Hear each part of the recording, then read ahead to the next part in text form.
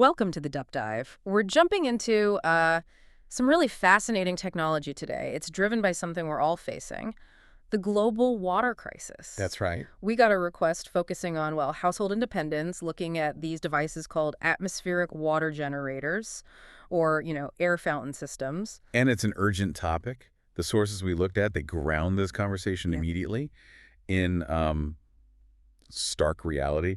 Water resilience isn't some far-off climate issue anymore. It's right here, right now, a household concern. Yeah. The numbers are, frankly, unsettling. About 1 in 4 people globally, that's like 2.1 billion, still don't have access to safely managed drinking water. Right. Wow, that figure, it really should hit home for anyone used to just turning on the tap. We talk about big infrastructure, but clearly that's not reaching everyone. Not even close. And the forecast, that's what really pushes the need for action. Some estimates say by 2025, that's practically tomorrow, half the world's population could be living in water-scarce areas. Half the population. Yeah. And think about the ripples. Health, food supply, migration, stability. It affects everything. So it forces this question. How do we build resilience at the family level? And that's our mission for this deep dive. We're going to unpack how this tech actually works, look at where it really makes sense, and importantly for you listening, lay out the practical steps. How do you figure out if an air fountain is a real viable solution for your home? Okay, let's get into the tech first. It sounds almost like magic, right? Turning air into drinking water. So what is an atmospheric water generator, an AWG? How does it actually do that?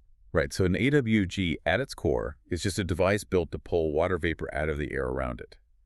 The sources generally point to 2 main ways they do this. The most common one is condensation-based. Okay, so that's the one that's kind of like a super-powered dehumidifier. Exactly. It uses a refrigeration cycle.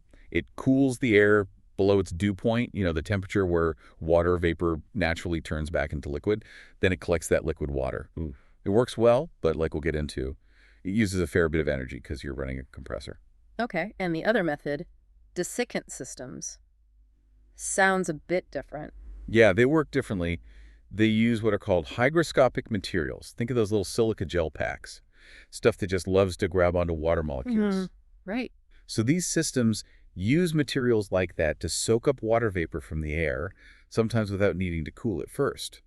Then they use heat or pressure changes to release the water that's been captured. It's often a trade-off, using maybe less electricity but more thermal energy. Crucially, though, it's not just about collecting damp air. For this to be useful, the water has to be safe to drink. How do these AWGs make sure the water is actually potable? That's absolutely critical. And it's the big difference between just a dehumidifier and a proper AWG. The water collected straight from the air, it isn't sterile, it can have dust, pollen, airborne bacteria, you name it. So it needs cleaning up. Definitely. It goes through multiple stages. First, usually sediment filters to get rid of any physical bits. Then activated carbon filters. These are great for removing volatile organic compounds, improving taste, taking out things like chlorine if it's somehow present, or other chemical traces. And the final step for safety? That's sterilization. Because you got water sitting in a tank, you absolutely have to deal with potential bacteria or biofilm growth. So good units use either UV, light ultraviolet radiation, which messes up the DNA of microbes so they can't reproduce, or ozone treatment. Ozone is a really powerful oxidizer that kills pathogens. So you need both, really, the carbon for taste and chemicals, and UV or ozone for the bugs. Exactly. And only after all that, maybe with some minerals added back for health and taste, is it considered safe, potable drinking water. Okay, so this is where it gets really appealing for people thinking about resilience. What are those key benefits, those aha moments that make someone say, yes, I need this? Well, the number one draw is, without doubt, water independence. Yeah. True independence. It makes water right where you need it. Right at home. Yeah. It cuts the cord from municipal pipes that might be old or break or get contaminated, or from wells that might run dry or get polluted. In an emergency, a blackout, a natural disaster, having your own water source, that's huge for security. And thinking about those global stats, the health side is massive too. If it's filtering and sterilizing right there, you're dodging risks from bad sanitation or contaminated public water. Absolutely. It's a direct health benefit. But let's pause here for a critical thought. You mentioned sterilization. What happens if someone, slacks off on the maintenance, they don't change the filters, the UV bulb burns out? Could this fancy system actually become less safe? A breeding ground for stuff? That's a really important point. We can't just assume perfect upkeep. No, you can't. The sources are very clear. Maintenance is everything. Any stored water is a risk for biological growth. So that resilience benefit, it totally depends on the user actually doing the filter changes, the sanitizing cycles. Okay. But if it's maintained properly, there are other pluses, like the environmental angle. You cut down massively on plastic bottles, on the fuel used to truck bottled water all over the place. That's a real reduction in footprint. And we mentioned earlier, they scale. It's not just one size fits all. That's a major strength. You can get small countertop units, maybe making a few liters a day for 1 or 2 people. Or you can get much larger systems, even trailer-sized ones for a community center or disaster relief. So it can fit different needs, different budgets. Okay, time for the reality check. If they're so good, why don't we see them everywhere? Let's be honest about the downsides, the constraints. Absolutely need to be. That promise of independence is strong. But there are 3 big buts. First one, climate dependence. These things are really sensitive to the weather. They work best where it's warm and humid. Think coastal areas, tropics, places where the air is already holding a lot of moisture. Right. Their efficiency tanks if the relative humidity, the RH, drops too low, say below about 40%. And what does that mean in practice? Like how much less water? Well, a unit might churn out, say, 20 liters a day when it's 80% humidity and 25 degrees Celsius. But if that humidity drops to 35%, you might only get 5 liters or even less. So if you live somewhere arid, like the desert Southwest, or somewhere really cold and dry in winter, you need to seriously manage your expectations. It might not even cover basic drinking needs sometimes. Which makes the energy use even more critical, doesn't it? If it's basically a fridge pulling water from drier air, it has to work harder, run longer. What are we talking energy-wise? Is it like adding another fridge to your house or more? It can definitely be more, especially if it's running a lot to try and meet your needs in less than ideal conditions.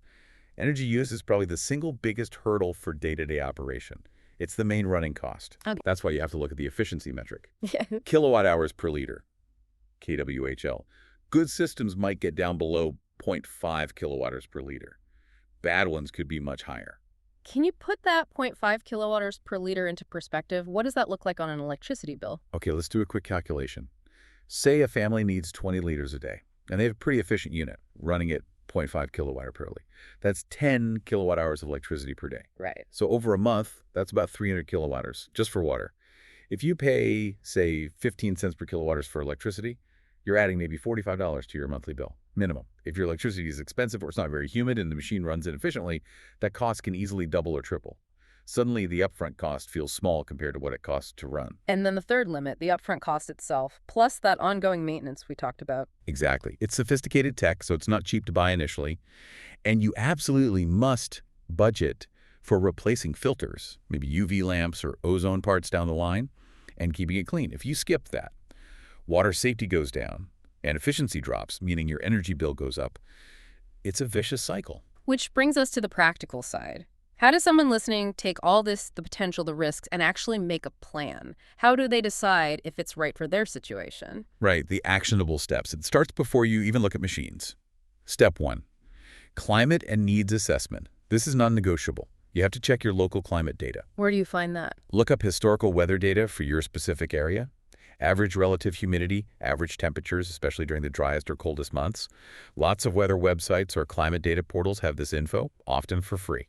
If your average RH consistently dips below, say, 45% for long periods, you really need to question if an AWG is your best primary water solution. Maybe it's just supplemental. Okay, so climate check passed. What's next? How do you pick a unit? There seem to be loads out there. Step 2 is choosing the right unit. And don't just look at the big liters per day number on the box. That's usually based on ideal conditions. Ah, the fine print matters. Hugely. Demand the specs. Liters per day, AT, a specific RH and temperature. Like 25 liters a day at 70% RH and 25 degrees Celsius. And even more important, compare that kilowatt per liter energy efficiency number. That tells you your running costs, and size it right. Figure maybe 2 to 4 liters per person per day just for drinking and basic cooking. And given that energy cost, and the whole point is resilience, running it off the grid seems almost essential if there's an outage. It's the logical next step. Actionable step 3, pairing with sustainable power. Since they need electricity, pairing an AWG with solar panels and a battery bank makes so much sense. It's not just green, it's about resilience. Make sure it works when the power's out. Exactly. And it helps offset those running costs over time. Yes, solar is another big upfront investment, but it makes the AWG truly independent. And finally, step 4. You can't just install it and walk away. Nope. Actionable step 4. Maintenance and quality assurance. You have to budget time and money for filter changes. Usually every 6 to 12 months, depends on the model and how much you use it and how clean your air is. And beyond that, it's really smart to do some basic water quality testing yourself. Like what? Simple things like checking TDS, total dissolved solids, and pH periodically. Maybe once a year, send a sample to a lab just to be sure the sterilization is working. No nasty bugs like E. coli, no biofilm buildup. Keep it safe. So the bottom line seems to be AWGs can be a really powerful tool, but only if you understand the climate limits, commit to the upkeep, and ideally pair it with independent power. It's part of a layered plan, right? It adds to things like rainwater harvesting or stored water. It doesn't replace everything. Precisely. It's one tool in the resilience toolkit, a potentially very effective one used correctly. So let's synthesize the economics. High upfront cost, noticeable energy use. Is this really a solution for the average household or more of a luxury resilience item? It's nuanced. The cost per liter, yeah, almost certainly higher than your cheap municipal tap water if you have reliable access to that. But the calculation changes when you bring in resilience and health. If you compare the total cost over the system's life, buying it, running it, maintaining it, to constantly buying bottled water delivered to your door, and if you put a value on knowing you have safe water during an emergency, the math starts to look different, especially with solar offsetting the energy cost. It shifts from just an expense to maybe a critical investment in your home's infrastructure. And linking back to the big picture, AWGs aren't going to solve massive water infrastructure problems or widespread pollution overnight. But what they do represent is a shift towards decentralized technology. Putting power back in the hands of individuals. Exactly. They give households, maybe small communities, real control, real agency over their water supply right now.